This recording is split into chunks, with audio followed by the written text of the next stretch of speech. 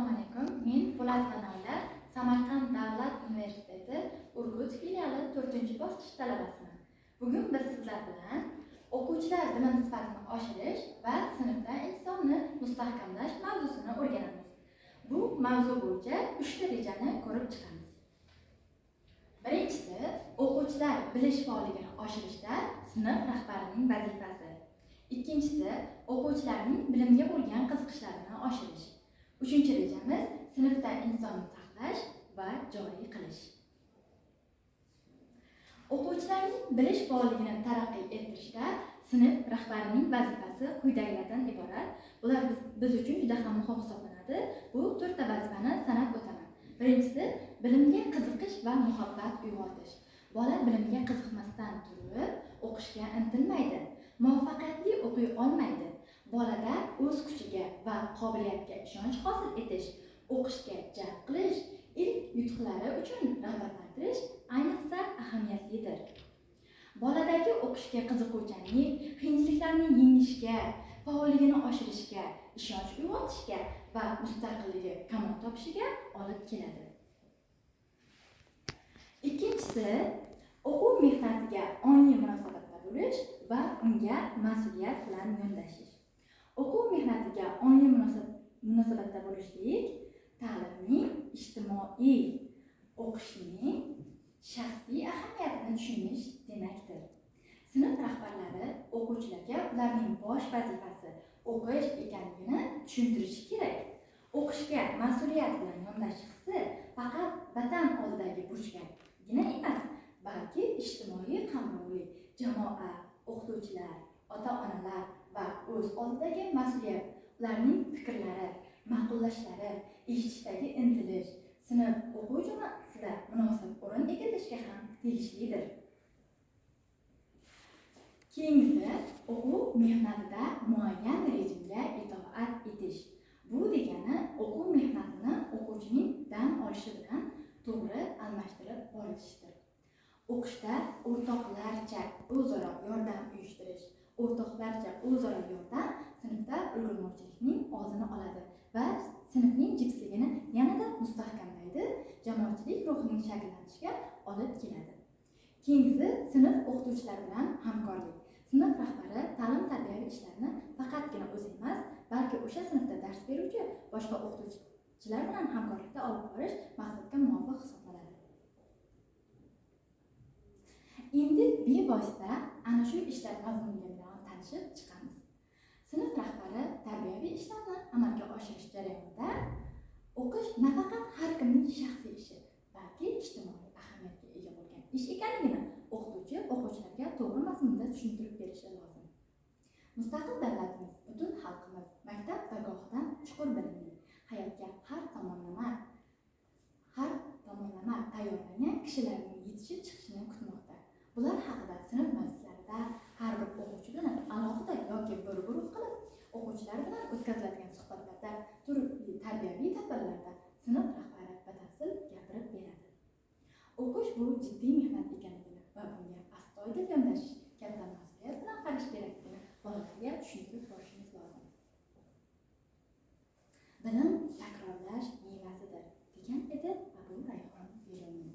Sinfda va uyda ko'p va jiddiy ishlaydigan bolalar odatda o'qishda va mehnatda katta muvaffaqiyatlarga erishadilar. Har qanday muvaffaqiyatning zamirida tinimsiz mehnatdir. Bolalarni o'qishga mas'uliyat bilan qarash ruhida tarbiyalash kerak. Sinf majlislarida vaqti bilan mazkur masalalar butun mazmun mohiyati bilan muhokama qilinishi, shu orqali o'quv mashg'ulotlariga loqaydlik bilan qaraydigan o'quvchilarga sezilarli ta'sir o'tkazish mumkin. O'quvchilarning bilimga bo'lgan qiziqishlarini oshirish.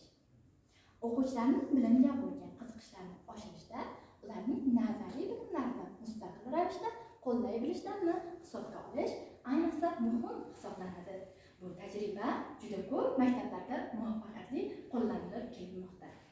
O'quvchilarga biron bir fan bo'yicha ko'rgazmali qurol yoki biror jism yasab kelishni ularga topshiriq sifatida berishimiz maqsadga muvofiq hisoblanadi. Bu yozuvda bunda harakat qilsang, bu sening qo'lingdan keladi. degan gapni uning qulog'iga qo'yish kerak. Buni o'quvchi nafaqat oddiy topshiriq, balki o'qituvchining ishonchi sifatida ham qabul qiladi.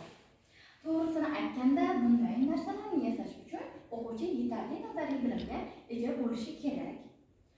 O'quvchi topshiriqni puxta qilib bajarish uchun u yoki bu fan asoslarini o'rganishga, o'z bilimlarini chuqurlashtirishga harakat qiladi.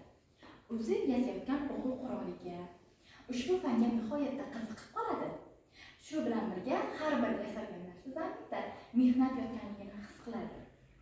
Sinf va maktab jihozlarini avaylashga o'rganadi. Maktab o'quvchilarining bilimga qiziqishi ularning hayotiy ehtiyojlariga bevosita bog'liq hodisa hisoblanadi. Maktab hovlisidagi bog', tokzor, issiqxonada o'tkaziladigan amaliy jarayon, ya'ni daraxtlarni yuzash, har xil hayvonlar solish, ularni parvarish qilish, bog' kesish, daraxt o'tkazish, issiqxonalarda pomidor, sabzavotlar yetishtirish qoidalari o'quvchilarda katta qiziqish uyg'otadi. Bu hol ularni botanika, geometriya, geografiya, mehnat fanlariga havas, ularni sevib o'rganishga rag'bat uyg'otadi. Axir, yuqoridagi fanlardan chuqur bilim va malaka hosil qilmay, mazkur narsalarning mohir ustalari bo'lib yetishish mumkinmi? Bolalarda ijtimoiy fanlarga qiziqishni orttirish uchun ularni turli madaniy ma'rifiy tadbirlarga tortish ahamiyatlidir.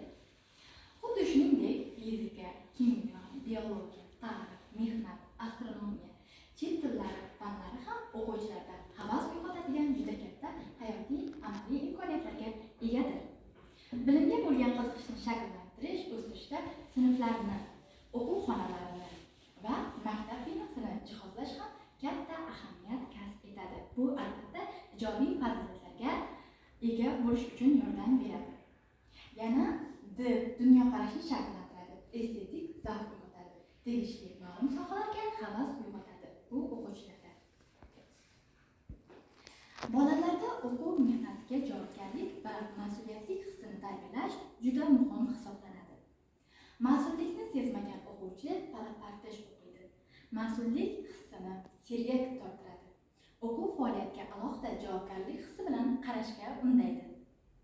Ma'lumki, ongli intizom va mas'uliyat hissini sezish maktabda olib boriladigan tarbiyaviy ishlar tizimining samarasi hisoblanadi.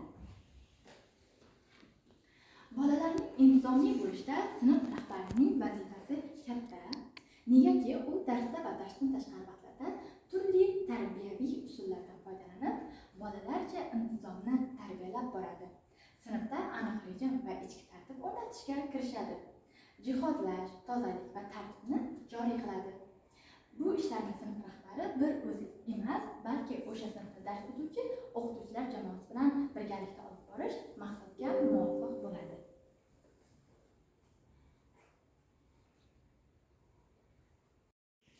Sinfda intizomni saqlash va joriy qilish faqatgina sinf rahbarining ishi deb tushunuvchilar ham uchrab turadi.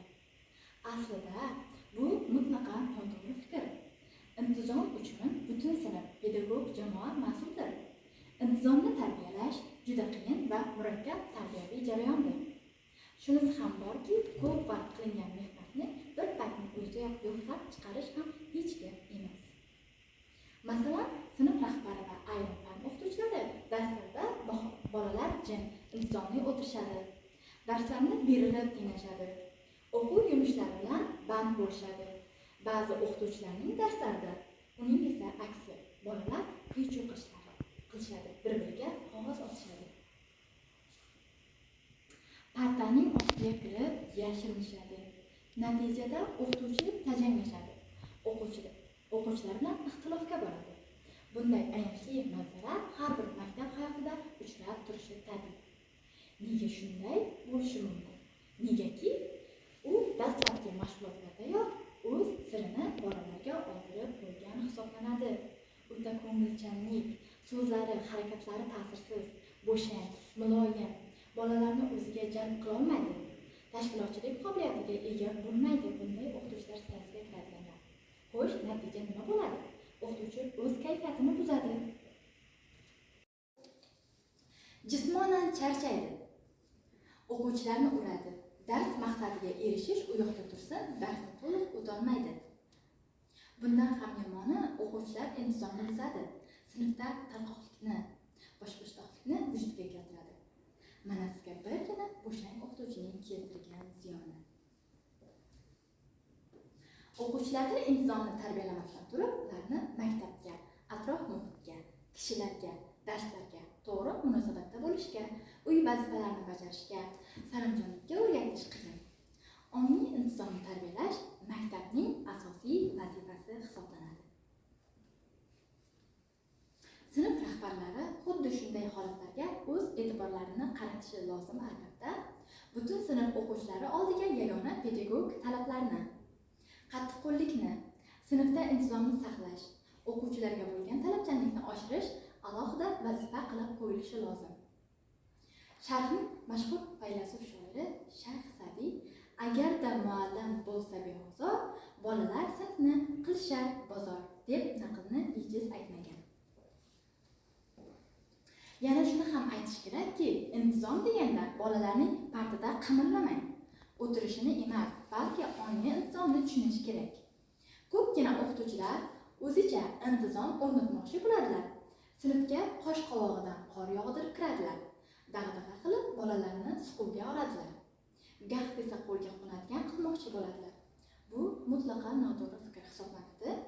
Bu bilan mutlaqo kelishib bo'lmaydi ya'ni. Zo'ravonlik asosiga qurilgan tartib yaxshilikka olib bormaydi. Bu murg'ak qalblarga adovat urug'ini sochadi.